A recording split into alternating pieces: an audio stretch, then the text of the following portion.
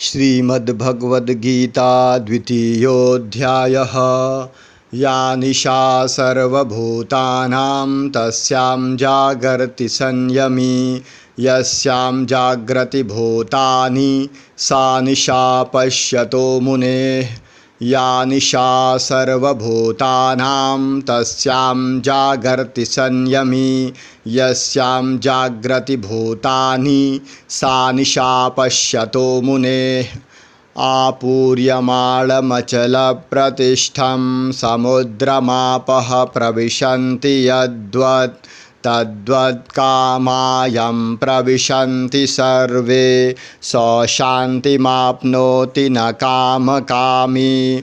आपूर्यमाणमचलप्रतिष्ठं समुद्रमापः प्रविशन्ति यद्वत् तद्वत् कामायं प्रविशन्ति सर्वे। स शान्तिमाप्नोति न कामकामी।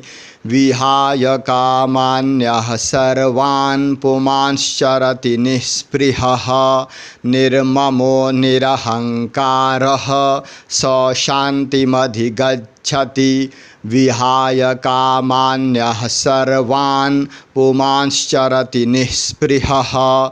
निर्ममो निरहङ्कारः स शान्तिमधिगच्छति।